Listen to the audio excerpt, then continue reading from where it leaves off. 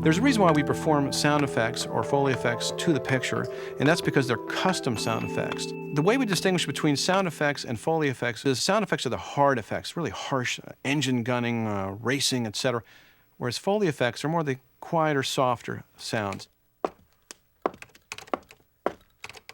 They try to get the sound on location, but of course they mic to get the actor's voice, and that means they miss the feet, they miss the cloth movement. A plane may go overhead and they have to replace the actor's voice, and in that case we have to replace all the sound in the whole scene. What I'm going to do is I'm going to use the bowling ball as the sound of the log rolling down the hill. For the trees that the log's hitting, I'm going to hit this poor ficus with a stick to get the brush and branch movement, and then when it hits the tree trunks and knocks them down, I'm going to use these shingles to break.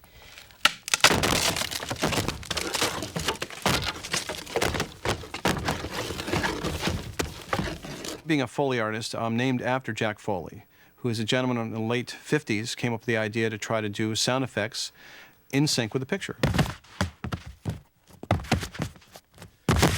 I'm filling a bag with cornstarch, which is going to give us a really nice, no scrunchy sound. Put some cornflakes on the top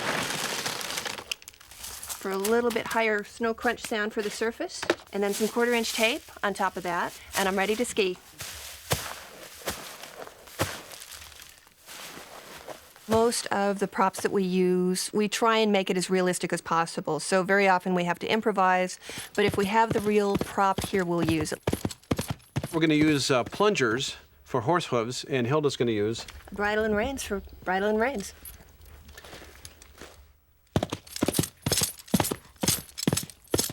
I'm going to do some blocks and some body punches. I have here a cushion, and this is going to give me a low body impact sound. A bunch of celery for some bone crunch, and a nice wet chamois for a good fleshy sound.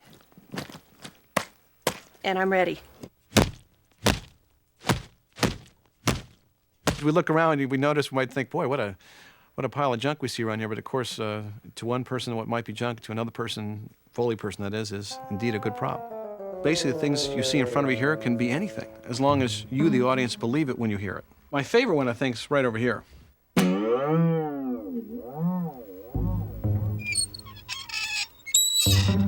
That could be Aunt May's garden gate door. Might need to do hummingbird wings or a small fairy's wings. A friend of mine gave this to me once.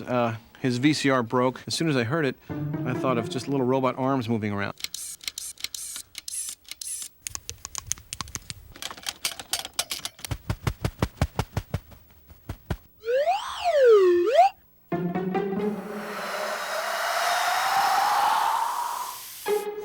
We love all of these things. Pots and pans for rattling. A watering can for a summer shower. For debris after an explosion. Our trusty ficus tree for all of our brush movement going through the jungle. And car parts for car crashes.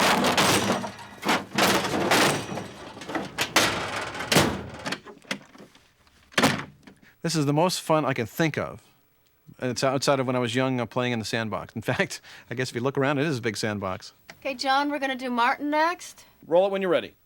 I realized over many years I've been doing this that the really good people that I work with, like my partner Hilda Hodges, they have really great hand-to-eye coordination and incredibly good ears. I get a lot of satisfaction from my job during playback when you hear things and it works, you believe it, and it really adds to the film. We want to try to help create that illusion of reality and push the storyline forward dramatically. How was that one for you, Carolyn? If we've done our job correctly, you don't know we've done it at all. That was great.